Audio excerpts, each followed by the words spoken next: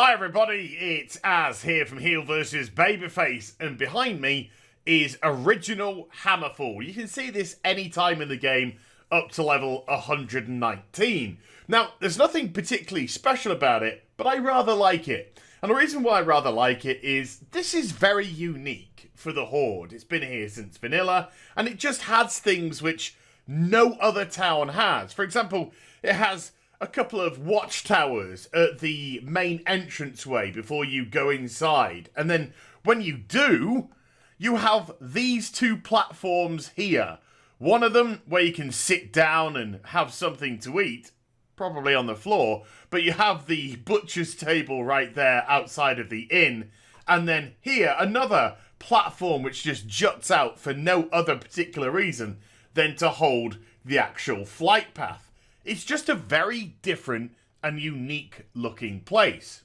Now, if we jump to what Hammerfall looks like when you're level 120 in the revamped Arathi Highlands, you can see that this is a really faithful reconstruction and updating of the Hammerfall town by the heroes of the expansion so far, the art department. Outside, we have the twin towers again before you enter the gate. And then when you go inside, this wonderful just little faithful reconstruction of the two areas that jutted out. This time, there are tables for people to sit down and enjoy their food on outside of the inn. And then the other one, of course, being where the flight path is situated. It's a lovely, updated, faithful reconstruction of what Hammerfall should and would look like in modern day World of Warcraft. But this video isn't about Arathi Highlands per se, just very briefly touching on it. This is something which has been created out of love, care and attention. Arathi Highlands content, however, has not. And so today's video is about why the World of Warcraft is desperately crying out for a Timeless Isle 2.0. The one thing that the Timeless Isle did very well indeed was to completely change the way that we dealt with existing content we were very familiar with. Treasure chest hunting, rare killing, exploration, world bosses, things of this ilk, as well as sprinkling some extra dynamics on top of that. It made it fun, it made it interesting, it made it worthwhile to come back. It wasn't perfect by any stretch of the imagination, and its pacing was completely off in terms of how it threw gear at you. But it did so many things right, and it introduced some really unique concepts to the game. For instance, you could be minding your own business and you realise there's a purple crystal that's interactive. Click it, and suddenly the pygmies in the area get hostile and start attacking you. You've suddenly started a Horde mode-esque minigame. You have 1 minute to survive with this crystal, and the pygmies keep coming and coming and coming, no matter how many you kill. So the only way for the game to end is to outlast the timer, or to be killed by the pygmies. And regardless of which one it is, you can still loot the ones that you've defeated, and they drop timeless coins, a currency on the island, lesser chance of good fortune, gold, gear, and also the chance of a pet. You couldn't then touch the crystal for another, or at least until the daily reset. And also, other people, they couldn't just click it a minute or two later, because it would disappear, and it would actually spawn back 15 minutes later. Not like rare dues today, 60 seconds odd later. And that way, only the hardcore of the hardcore people that wanted to do it would stick around. Other people, they'd go on their way and get on with something else. It was a very clever way of saying to people, move along, and maybe you'll organically come across it later on when not many people are here. Then there's rares. Now, some rares would just spawn in the Timeless Isle itself, and they're on a timer of once an hour, not once a minute. And if you were lucky enough, you'd be able to get there in time to join in the fight, because they weren't killed in 3 seconds, and you would be able to loot them as is.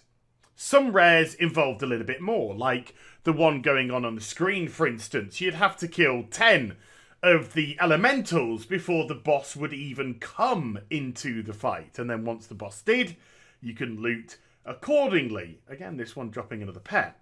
Some of them involved a little bit more to actually get them to spawn at all. You could easily walk past this dead crane and think nothing of it. But if you would just so happen to scroll your cursor over it, you'll notice that there was a magnifying glass saying, "Why don't you investigate?"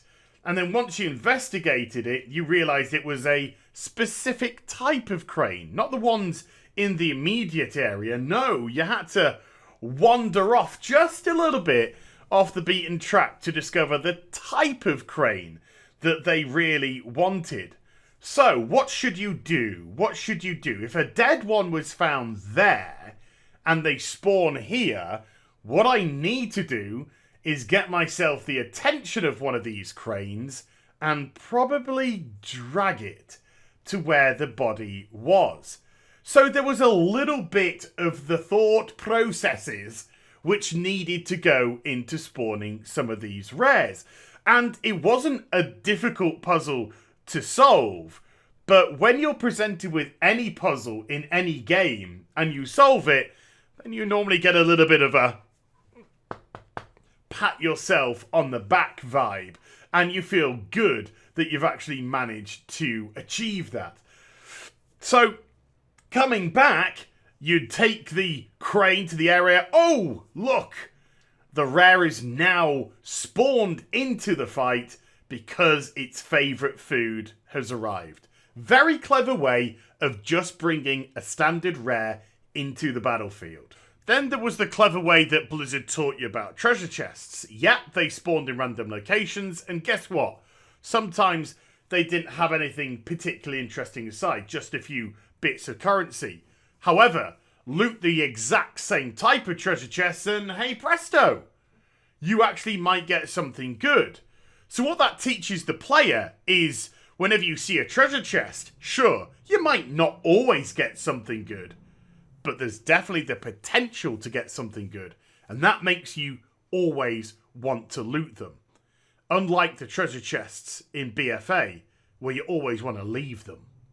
And then, of course, there's just bigger treasure chests that make them look completely different to the small ones, and therefore saying to you, yeah, these are bigger, and they're better, and some treasure chests which required little mysteries to solve, to unlock them, like Rolo's one that was way, way, way high up that you could only get to using the Albatross Airlines. The Timeless Isle was always about organically trying to get involved in some fun. Just slightly go off the beaten track and you may discover something like these tightropes and, oh, there's a treasure chest over there. If I can get across these tightropes, maybe I'll be able to open up and see what's inside. But, not everything had to be a success straight away. Some things had to be worked at. But even failure could lead to further success because, hey, there's a cave over there. I hadn't noticed that cave before. And then you go and explore and you discover something else completely different. In this case, a cave with a guy, monkey, hosen, selling keys that you can use with the currency that you've been getting and open up, and you may get more rewards, better gear, burdens for upgrading your gear, pets like bonkers, for instance. Now, yeah, in 7.2 they stole this idea for the Broken Shore, but the thing is, the Broken Shore was such a by-the-numbers area, not an organic place like the Timeless Isle. It felt very out of place. Here in the Timeless Isle, it feels absolutely perfect. And speaking of perfect, scattered all over the Timeless Isle were these artifacts that were quite rare to discover, and they were really good at hurting enemies quite viciously if you used them against them. However, if you took them to a cave that was covered in rubble and you couldn't get past it, if you used the artifact then, it would destroy the rocks and it would allow you to discover a new rare. These were just such clever and great ideas. Speaking of great ideas, what is this? It's just a statue. Click the statue. Boom! Up into the air you go. What's in the air? Clouds full of treasure chests. But I've only got a limited amount of time. And I'm descending constantly. So I have to decide which treasure chests I'm going to land on and open up. I can't get them all. I can only get a select few. Fun! Fun! Fun little mini games. Fun little bits of this. Fun little bits of that. None of this is reinventing the wheel. All of these contents we are more than familiar with in the world of Warcraft. But it's the way that it's presented. And on the Timeless Isle, it was presenting it to you in a fun, innovative, interesting, motivating way for you to come back and do this again and again and again. And that is what makes content fun, particularly content that you have already been doing for multiple years. It's the way that it's presented to you. And on the Timeless Isle, there was still more. Because during this progression of the expansion's life, this was the time that you got your legendary cloak. And when you got the legendary cloak, it opened up a whole new area of the island. Now, the legendary cloak would allow you to go over this broken bridge to the other side. And sure, you could fudge your way here by using Albatross Airlines and dropping down in. But if you tried to go into the sanctuary, you'd get kicked out if you didn't have the legendary cloak. And this opened up a new world boss, Ordos, for you to do. So if you haven't got your cloak, no Ordos for you. And of course, if you were to translate that into today's World of Warcraft, you could just get rid of the legendary cloak requirement and replace it with an achievement or an item level or something along those kind of lines. Some sort of progressionary aspect in the island itself. But it felt like a treat. It felt like a reward. I've earned my legendary cloak and I have been given the gift of a new area with tougher mobs than down below. And trust me, they were much tougher. But also a world boss with world boss level of gear. Good old me. You felt smug. It was a good feeling. It's a good feeling to earn something and then get rewarded for doing it. And after all that was said and done, and Mr. Pandaria gave way to Warlords of Draenor, and it was no longer relevant content, it still had one more gift to offer people. You see, there was a cave somewhere. And inside this cave, there were 4 chairs pointing towards a fireplace. And if you sat down at one of these chairs and clicked onto the fireplace, it would transport you from the Timeless Isle through to Gorgrond in the brand new expansion. Just one more parting gift, a quick and easy way to travel from one place to another. Now, the Timeless Isle wasn't perfect. As mentioned at the beginning of the vid, it had pacing issues. It gave gear way too easily and readily. And although the gear itself would have randomized stats, it was giving too much too often, especially considering that stuff was bind on account and could be given to alts. Also, it outstayed its welcome because it was there for 14 months. But that wasn't its fault. That was Blizzard's fault for having the final patch 5.4 last that long. But what it gave us was unique, interesting, fun, and innovative ways of presenting content we already have seen multiple times. And Battle for Azeroth has to learn from it because it is not doing that in any way, shape, or form right now.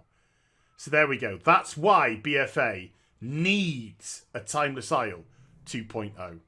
So I hope you enjoyed the vid. If you did, do give it a thumbs up and also subscribe to the channel. Follow me on social media and Twitch for live streaming links in the description box down below. I'll be back with more stuff very soon. You take care. Bye for now.